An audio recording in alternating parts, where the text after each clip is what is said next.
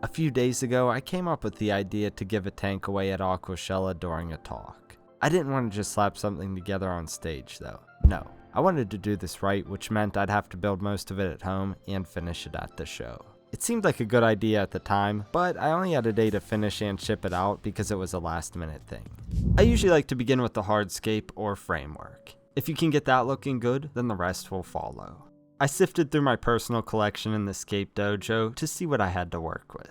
I generally like to begin with the largest piece, which I use as a key element or object that dictates the placement of other items. I knew I wanted a wood-focused design, but there wasn't anything viable in the drawers. That's when I remembered about this pile in the corner of the animal room. A few of these are closer to what I had in mind. Seeing them in the tank changes everything though. I didn't care for this one at all. However, I want to point out what I did here. I was doing a maintenance check with my hand. If it can comfortably fit between the hardscape and glass, then maintenance should be easily performed. Anyway, as I continued, I thought this was a possible link up, but despite my best efforts, it just wasn't working. However, as soon as I swapped this one, I knew this was the answer. I'll use these logs as the key element or foundation to build from with various details and techniques. Mixing driftwood species is often frowned upon, but if done correctly, I think it looks great. Utilizing something like spiderwood, for example, is one of my go-tos for getting crazy detail with minimal effort, and thus a more dynamic layout. For this scape, I loosely followed the direction of the features within the main branches. That said, I focused primarily on the upright direction. Also, don't be afraid to break pieces to get a better fit. Just keep in mind, it can't be undone. Placing elements can also get kinda tricky if they don't want to stay.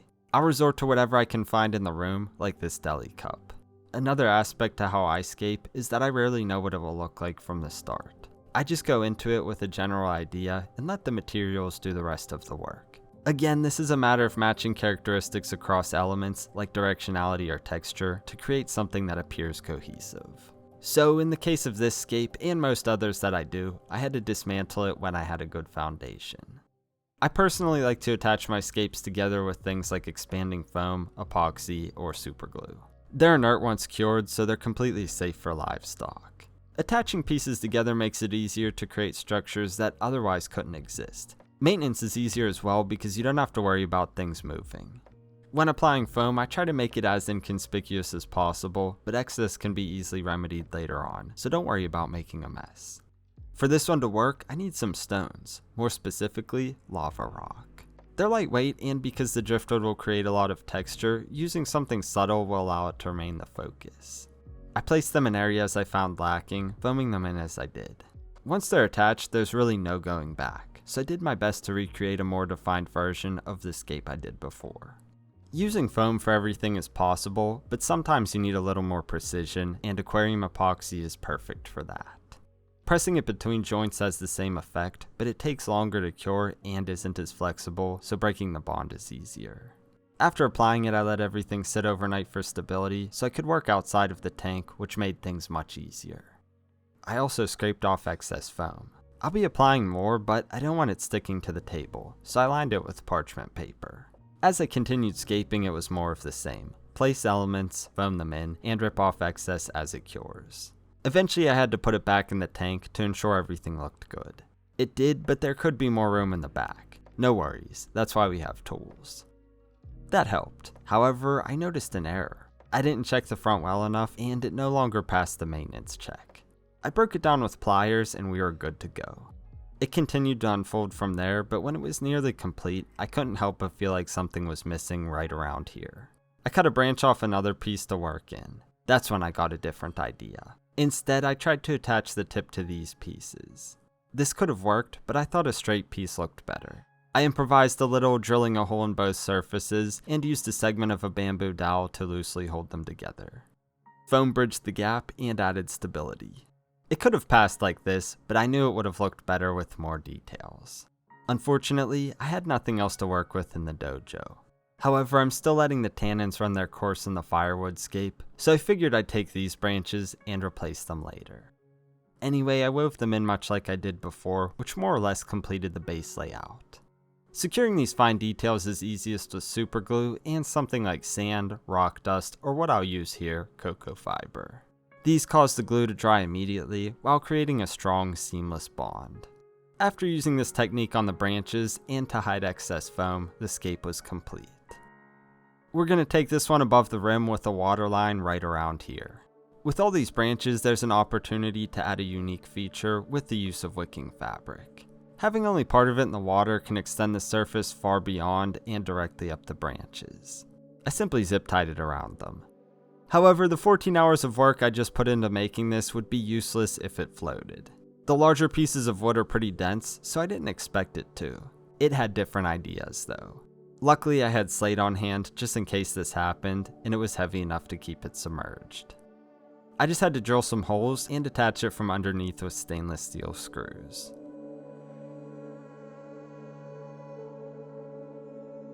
I put it outside to dry while I prepped the packaging because time was running out. This would be the last time I'd see it for a few days, and almost $200 later to ship. In the days prior to actually going to Dallas, I had other things to address. I ordered the tank, light, filter, and more, sending them directly to the venue. I also cleaned off the roots of terrestrial plants, which I then wrapped in sphagnum moss so they wouldn't dry out. After packing them up on my final day in Pittsburgh, I realized there was a problem when these showed up at my house. This whole thing I thought of 2 days ago, so I had to get it done pretty quick, and everything was going pretty well until I noticed that some of the stuff that I had shipped to Texas, for whatever reason, it came to my house, so a little bit of a change of plans here. Although I could have bought it Filtor when I was down there, I have certain things in here that there's just no way I'd be able to get while I'm in Texas, so I wanted to have them shipped. Since I can't do that, I'm gonna check the bag, but I really didn't feel like doing that because it's just a big hassle, but what am I gonna do? While I had everything, I figured I might as well consolidate items as I packed them. Part of that was adding proper biomedia to the canister filter, along with a sack of Max Out chemical filtration to keep the water crystal clear. The next morning, it was off to Texas. I typically don't check bags because I don't want them to get lost, so I was paranoid about this one. After waiting at claims for what seemed like an eternity, it finally showed up, so it was off to the venue to look everything over. All right, so we're at the venue. It's the first day, and the tank arrived. We're waiting on the scape yet. I would assume this came in fine, but we'll see how it looks. Yeah, it looks good. I assumed the tank would come in fine, but it was still a relief to see it in good shape. I didn't want to have to assemble the light on stage, so we did that now. This was my first time working with something like this, so it probably took longer than it should have, but eventually it came together. We got the, I can't keep a straight face right now. We're just clowning around right now, but we got the apparatus all rigged up here, and we're starving though, so we got to go get some lunch, and we'll come back and get this thing rolling. A few hours later, the scape finally arrived. This was the moment of truth. This was the last thing to arrive to be able to get this all going. I'm very nervous about it because if we open this up and I got to fix some things, I have to take the time to do that, and I'm very tired, so we'll see what happens.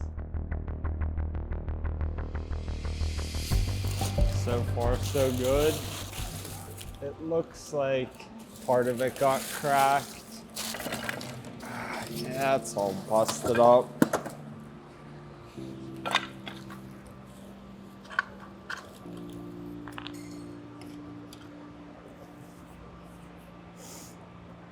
Gotta fix it. I had a feeling this may happen, so I packed more super glue and cocoa fiber just in case. Luckily, it was obvious what pieces went where, and it was just a matter of gluing and seaming it back together. It just took several hours to do it right. I figured I might as well address some other things too, like adding a self-leveling mat to the bottom, a window frost film to the back, and the stainless steel lily pipes. This all went on until everyone was eventually kicked out of the venue for the night. I worked well into the night yesterday getting this all remedied. It's pretty much taken care of, but I had to get some epoxy. Luckily, I was able to find some just a little bit ago, but the show starts in less than an hour, and I wanted to get this taken care of before that, so I got to do that and then get a few other things, and we should be good to go. I mixed up the entire tube and pressed it into areas where the glue wouldn't work. Just as I finished that, the doors opened, and people began filing in, but work wasn't done. I still had to tie Java moss around the wicking fabric with fishing line. Nate filled in as the Serpa squad pulled up, but hours later we eventually finished it up and it looked great. That said, I knew it would look better with air plants, so I added those as well. It was so satisfying to finally see it in the tank as well, but there was one more thing we had to do, clean Anubius. And with that, it was showtime. I wanted to do a video to explain everything I did up to this point because it's not a quick process, right? Like I said in the video. It's kind of hard to translate the energy from a live talk into a concise YouTube video. That said, I'll do my best because it was an awesome experience. I got up there and did what I do best, explained how I make stuff like this using techniques I've learned over the past few decades. I even got help from the audience showing the next generation how to separate a Nubius and guiding another how to plant a hardscape like this. Eventually everything came together and it was finally time to give the tank away. Now I wish I had thought this out a little bit better because I honestly think it was the least successful part of the whole thing. However, I was honestly overwhelmed by the number of people and pressed for time. For context, I passed around hang on planters while discussing the importance of terrestrial plants. And I'm actually gonna pass these around. Who has the planter things that I passed around? Okay, pick somebody.